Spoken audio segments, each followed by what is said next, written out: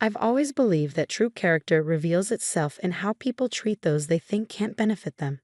My name is Emma Miller, and this is how I learned just how right that belief was. Growing up, my parents taught me the value of hard work and humility. My father was a janitor at a prestigious tech company, and my mother cleaned houses for wealthy families. They worked themselves to the bone to give me an education, often going without so I could have what I needed. Emma, sweetheart, my mother would say, her hands rough from years of scrubbing. Knowledge is the one thing nobody can take from you. Those words echoed in my mind as I worked my way through college, studying finance and computer science. By day, I attended classes. By night, I cleaned offices just like my father. But I had a secret that kept me going. I was developing a revolutionary financial algorithm that could predict market trends with unprecedented accuracy.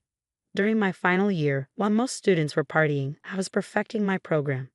Then, one ordinary Tuesday morning, everything changed. My algorithm caught the attention of a major investment firm. They offered me $75 million for it, plus a position on their board. I accepted the deal but kept my wealth hidden. I continued living modestly, investing wisely, and growing my fortune quietly. That's when I met James. He literally ran into me at a small cafe where I was working on my laptop. Hot coffee splashed across the table, barely missing my computer. "Oh God, I'm so sorry," he exclaimed, frantically grabbing napkins. His genuine distress made me laugh. "It's okay," I assured him, helping to clean up. "I'm Emma." "James, please let me buy you another coffee. It's the least I can do." One coffee led to dinner, and dinner led to more. James was kind, funny, and refreshingly down to earth. He worked as a high school teacher, passionate about making a difference in his students' lives. When he proposed 6 months later, I said yes without hesitation. Then I met his family. Patricia, my mother-in-law, lived in a sprawling house in an upscale neighborhood. Her husband, Robert, had passed away years ago, leaving her a comfortable inheritance. From our first meeting, she made it clear I wasn't what she'd envisioned for her son. "A cleaner's daughter," she said, eyeing me over her wine glass. "How quaint. James, darling, I thought you were dating that lovely doctor's daughter, Caroline." "Mom," James warned, but the tone was set. At every family gathering, Patricia found ways to remind me of my place. She'd ask me to help the catering staff, claiming I feel more comfortable in the kitchen. When James defended me, she'd laugh it off as just trying to make Emma feel at home. Her daughter, my sister-in-law Amanda, was cut from the same cloth. A successful real estate agent, she never missed an opportunity to flaunt her success or remind me of my humble beginnings. "Emma, dear," she'd say with false sweetness, "I have some clients looking for a cleaning service. Should I give them your mother's number?" I took it all in stride, partly because I knew the truth about my wealth, but mostly because I wanted to see people's true colors. James would squeeze my hand under the table, whispering apologies for his family's behavior, but never truly standing up to them. What they didn't know was that I had plans of my own. I've been quietly buying properties throughout the city, including several in Patricia's prestigious neighborhood. The mansion next door to hers had been on the market for months, and through a series of shell companies, I acquired it for $12 million. The annual family reunion was approaching, a 3-day affair where relatives from across the country gathered at Patricia's house. This year, however, would be different. "James, honey," Patricia announced at dinner a week before the reunion, "I've arranged the guest rooms. You'll stay in your old room, of course. Emma can use the basement. We need the good rooms for family who actually contribute to our gatherings." James shifted uncomfortably. "Mom, Emma's my wife. And as my daughter-in-law, she should be grateful for whatever accommodation she receives." Patricia cut in smoothly. "Besides, with her background, she's probably used to much worse." I simply smiled and said, "The basement will be fine, Patricia." If only she knew what was coming. The reunion began on a Friday. Cars filled Patricia's circular driveway as family members arrived. I helped carry luggage, serve drinks, and endured the usual snide comments about my background. That evening, as everyone settled into their luxurious guest rooms, I made my way to the basement with my small suitcase. The basement was cold and musty, with a narrow cot set up in the corner. As I sat on the creaking bed, I heard laughter floating down from above.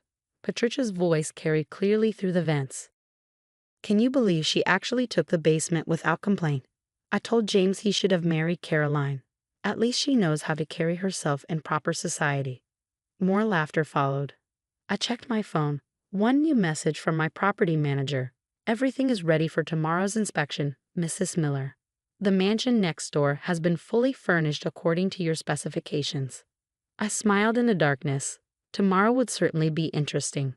Saturday morning dawned bright and clear. I woke early, my back aching from the basement cot, and made my way upstairs. The kitchen was already bustling with activity as Patricia directed the catering staff for the day's brunch. "Oh, Emma. Good. Since you're up, make yourself useful and help Maria with the dishes," Patricia commanded, not even looking in my direction. "And do try to stay out of sight when the guests arrive. We have some very important people coming today." I caught James' eye as he entered the kitchen. He looked pained but remained silent, reaching for his coffee. The familiar sting of his passive acceptance made me straighten my shoulders. Just a few more hours. "Actually," I said calmly, checking my watch, "I have an appointment this morning." Patricia's head snapped up. "An appointment? During our family reunion? How incredibly rude." "Now, Mom," James began weakly, but Amanda cut him off as she swept into the kitchen. "Mother, the Hendersons just pulled up. You know, the ones who bought that gorgeous mansion next door." She smirked at me. "They're my biggest clients this year. The sale was worth millions in commission." Patricia preened. "Wonderful. Emma, before you leave for whatever menial task you have planned, at least make yourself useful and help serve the Moses." I smiled. "I really must go. My real estate agent is waiting." "Real estate agent?" Amanda scoffed. "What, are you looking at studio apartments in the bad part of town?" The doorbell rang, and Patricia hurried to answer it, shooting me a warning look. I followed the group into the grand foyer, where a sophisticated woman in a sharp suit waited. "Good morning, Mrs. Miller," she said, smiling directly at me. "The mansion is ready for your final inspection." The room fell silent. Patricia's carefully crafted smile froze on her face. "There must be some mistake," she said with a forced laugh. "Emma isn't." "Emma Miller," I confirmed, stepping forward. "Owner of the mansion next door." Amanda's mimosa glass slipped from her fingers, shattering on the marble floor. "That's impossible. I handled that sale." "Through my shell corporation, yes," I said pleasantly. "I believe your commission check was quite substantial." James stared at me, his coffee cup suspended halfway to his mouth. "Emma, what's going on?" "Perhaps we should all sit down," I suggested, gesturing to the living room. "I have quite a story to tell." Once everyone was seated, Patricia and Amanda perched on the edge of their seats like birds ready to take flight. I began. 7 years ago, I developed a financial algorithm that sold for $75 million, I said calmly. Since then, my investments have multiplied that many times over. The mansion next door is just one of many properties I own. "But you let us think," Patricia sputtered, "that I was a cleaning lady's daughter who married above her station." I finished. "Yes, I did. And you all showed me exactly who you are through how you treated someone you thought was beneath you." "This is absurd." Amanda stood up, her face flushed. "Mother, she's clearly lying." My real estate agent cleared her throat. "I can assure you, Mrs. Henderson, that Mrs. Miller's credentials are impeccable. In fact, she owns controlling interest in the development company that built this entire neighborhood." Patricia's face had gone from red to white. "The entire neighborhood?" "Including this house," I confirmed quietly. "I bought it last month when it was technically still under your late husband's estate. The paperwork was finalized yesterday." The silence that followed was deafening. James had sunk into his chair, his face a mask of shock and dawning realization. "You mean?" Patricia's voice trembled. "This isn't my house anymore." "It's mine," I said simply. "Just like the basement where you made me sleep last night." Amanda jumped up. "Mother, she can't do this. We'll fight it in court." "You're welcome to try," I replied. "My lawyers have ensured everything is perfectly legal. But right now, I'd like you both to leave my house." "Leave?" Patricia gasped. "But where will I go? This is my home." "Was your home," I corrected. "Don't worry, I've arranged for temporary accommodations for you. There's a modest apartment available in the building where my parents used to work as janitors. I hear the basement unit is particularly cozy." The family gathering had devolved into chaos. Relatives whispered among themselves, some looking shocked, others secretly pleased to see Patricia's pride take such a fall. James finally found his voice. "Emma, why didn't you tell me?" he asked quietly. I turned to face my husband. "Would it have made a difference? Would you have stood up to your mother's treatment of me if you'd known I was wealthy? Because if money is what it takes to earn basic respect in this family, then we have bigger problems than where I sleep." The real estate agent cleared her throat. "Mrs. Miller, shall we proceed with the inspection of your new property?" "Yes," I said, standing. "Patricia, I'll have my staff help you pack. You have until tomorrow evening to vacate the premises." As I walked toward the door, Patricia's voice rang out, suddenly honeyed and pleading. "Emma, dear, surely we can discuss this. We're family, after all." I paused at the doorway, turning back to face her. "Family? Let's talk about family, Patricia. Last Christmas, you seated me at the children's table and told everyone it was because I wouldn't know how to behave at the adults' dinner. Last month, you accidentally excluded me from James' birthday celebration. And just yesterday, you made me sleep in a basement because you said I wasn't good enough for a real room." I didn't mean," she stammered. "Yes, you did," I said firmly. "You meant every slight, every insult, every attempt to humiliate me. You showed me exactly who you are, Patricia. Now I'm showing you exactly who I am." The sound of my heels clicking on the marble floor echoed through the silent house as I walked out, head held high. Behind me, I could hear Patricia's sobs and Amanda's angry protests, but I didn't look back. The following weeks were a storm of activity and emotions. Patricia and Amanda moved out as required, though not without drama. They hired lawyers, of course, but as my legal team had predicted, every transaction was ironclad. I moved into the mansion next door, leaving James to decide his own path. The distance gave me time to think about our marriage and what it meant to build a life with someone who couldn't stand up for you. One evening, about a month after the revelation, my security team alerted me to a visitor. James stood at my front door, looking more disheveled than I'd ever seen him. "Can we talk?" he asked quietly. I led him to my home office, a warm room filled with family photos, including one of my parents on their 30th anniversary. James' eyes fixed on it as he sat down. "I've been doing a lot of thinking," he began. "About everything. About us. I've also been seeing a therapist." I waited, letting him find his words. "I failed you, Emma, not just at the reunion, but every time I let my mother treat you like you were beneath us. I told myself I was keeping the peace, but really, I was just being a coward." "Yes, you were," I agreed softly. He winced but continued. "The thing is, I kept wondering why you didn't tell me about your success. Then I remembered last Thanksgiving when Mom made that comment about your father being just a janitor, and I laughed. I actually laughed." Tears formed in his eyes. "That's when you were going to tell me, wasn't it?" I nodded. "I had the papers in my bag. But watching you laugh at your own father-in-law, I realized that you were just like them." "I was," he admitted. "And that shame is mine to carry. But Emma, I want you to know what's happened since you left." He straightened in his chair. "I resigned from my teaching position at Brighton Prep." This surprised me. James had taught at the prestigious private school for years. "I took a job at Riverside High School instead," he continued. "It's in the neighborhood where you grew up. The kids there, they remind me of you. Brilliant, determined, just needing someone to believe in them. And your mother? I haven't spoken to her since she moved out. She and Amanda have been trying to rally the family against you, but it backfired. Cousin Sarah came forward about how Mom had treated her when she married beneath her station. Then Uncle Robert shared stories about her behavior toward his second wife.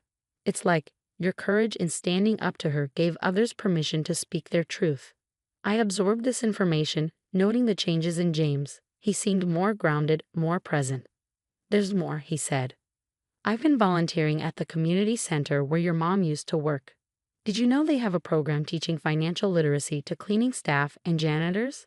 I'm helping them expand it." "Why are you telling me all this, James?" "Because I want to earn back your respect," he said simply. "Not because you're wealthy, but because you're the same amazing woman who helped me grade papers until midnight and made soup when I was sick. I was too weak to deserve you before. I want to become someone who does." Before I could respond, my phone buzzed. It was a message from Patricia. "Your mother's at the apartment building. I told James. She's demanding to speak with me." You don't have to go, he said quickly. Actually, I think I do. I found Patricia in the basement apartment where she now lived. The irony wasn't lost on either of us. Her designer clothes looked out of place against the concrete walls. Hello, Patricia. She turned, and I was struck by how different she looked. The carefully maintained facade had cracked, showing the insecure woman beneath. Emma, she said, then stopped, seeming to struggle with words. Finally, she whispered, I understand now. Understand what? What it feels like, to be judged by where you live, to have people look down on you. Her hands trembled. Yesterday, I couldn't get a restaurant reservation because of my new address. I've been going there for 20 years. Feels awful, doesn't it? She nodded, tears spilling down her cheeks. I've been horrible, not just to you, but to so many people. Living here, being treated the way I treated others, it's opened my eyes. That was the point, I said quietly. She looked up sharply. You mean, this wasn't just revenge? Revenge would have been making you homeless. This was about education. Patricia sank onto the small sofa. I've lost everything. My home, my social standing, my son. You haven't lost James, I corrected. He's choosing to be his own man for the first time. Whether you lose him permanently depends on whether you can accept that change. And you? She asked hesitantly. Have I lost you as a daughter-in-law? I studied her carefully. That depends on you too, Patricia. Real change takes more than a few weeks of humility. Will you help me? She asked softly. I don't mean financially. I mean help me learn to be better. It was the first time I'd ever heard genuine vulnerability in her voice. 6 months later, I hosted a dinner party. Patricia was there, wearing a simple dress rather than her usual designer labels. She helped in the kitchen not because anyone asked her to, but because she wanted to. Amanda came too, having recently started volunteering at a women's shelter, a requirement I'd added to her lease when she asked to rent one of my properties. James and I were still working on our marriage, taking things day by day. He'd proven his commitment to change not through grand gestures, but through consistent actions and unwavering support. As we sat down to dinner, I looked around the table. My parents were there, my father deep in conversation with James about the financial literacy program, which had expanded to 3 more community centers. My mother and Patricia were exchanging recipes, their previous class barriers dissolved. Emma, Patricia said during dessert, I wanted to thank you. For what?